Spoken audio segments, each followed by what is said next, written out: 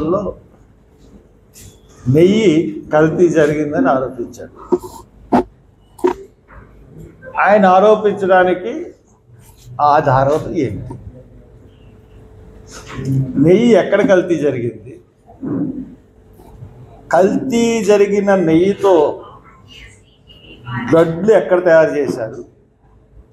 ఆ లడ్లు ఎక్కడ ఉన్నాయి? ఇప్పుడు ఆధారం ఉంటే ఒక ముఖ్యమంత్రి స్థాయి అంతటి మనిషి ఆరోపణ చేయాలి. 4-5 సంవత్సరాల నుంచి జరుగుతూ ఉంది తిరుపతిలో కల్తీ అని అంటున్నారు. దానికి మీ దగ్గర ఆధారం ఏంటి? 4-5 సంవత్సరాల క్రితం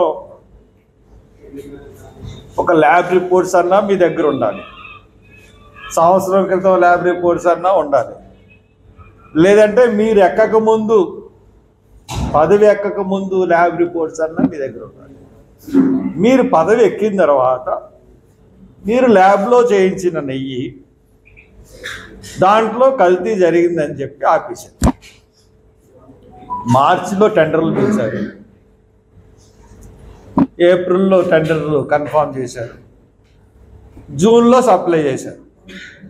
సప్లై చేసిన 2 టిన్నుల్లో ఈయన గుజరాత్ వెళ్ళిన తర్వాత, మోడీతో మాట్లాడిన తర్వాత ఈ యొక్క పరీక్ష టెస్ట్ గుజరాత్కి వెళ్ళింది. ఒక పక్క జమ్మూ కాశ్మీర్ ఎన్నికలు జరుగుతూ ఉన్నాయి, ఒక పక్క హర్యానా ఎన్నికలు జరుగుతూ ఉన్నాయి. ఇప్పుడు మోడీని చంద్రబాబు నాయుడు గారు జిగిరీది వస్తుంది కాబట్టి ఆ ల్యాబ్కు పంపించి అక్కడి నుంచి ఒక రిపోర్టు తెప్పించారు ఈవో గారు. ఆ ఈవో గారు కాబట్టి ఈ నెయ్యితో లడ్డూలు తయారు చేయడం ఆఫ్ చేద్దామని ఆఫ్ చేసేసారు. గుడ్. మరి మీరు కల్తీ జరిగిన లడ్డూలు ఎవరు తినలేదు. పోనీ ఇప్పుడు దాకా కల్తీ జరిగిందని చెప్పి ప్రచారం చేస్తున్నారు, కానీ ఇప్పుడు దాకా కల్తీ అని ప్రచారం చేస్తున్నారు, కానీ దానికి సంబంధించిన వాస్తవాలు కానీ ప్రూఫ్లు కానీ, ఒక నిజాన్ని నమ్మాలంటే ప్రూఫ్ ఉండాలి. ఆ ప్రూఫ్ అన్నది సబ్మిట్ చేయడంలో చంద్రబాబు నాయుడు గారు ఫెయిల్ అయ్యాడు, ఖచ్చితంగా ఫెయిల్ అయ్యాడు. ఇప్పుడు జగన్మోహన్ రెడ్డి సిబిఐ ఎంక్వైరీ అన్నాడు.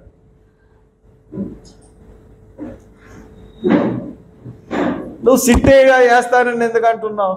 సిబిఐ ఎంక్వైరీ చేయొచ్చు కదా. సిబిఐ ఎంక్వైరీ చేస్తే, లేకపోతే రిటైర్డ్ జడ్జితో సుప్రీంకోర్టు రిటైర్డ్ చేస్తే ఎంక్వైరీ చేస్తే నిజాలు చేస్తే, ఈ భూప్రపంచంలో ఒక 4 రోజుల క్రితం లడ్డూ దొరికినా, లేకపోతే లడ్డూ దొరికినా దొరకపోయినా ఒక నెల క్రితం కల్తీ జరిగిందని ప్రూవ్ చేయగలిగినోడు ఈ భూప్రపంచంలో ఎవడలేదు. తిన్నా లడ్డూలన్నీ తినేశారు అందరూ. తినేసిన తర్వాత అది కల్తీ లడ్డీ అని ప్రూవ్ చేయగలిగిన శక్తి ఎవరికి ఉంది? అంటే ఇది అసలు కుట్రపూరితంగా ఆరోపణ చేశాడు.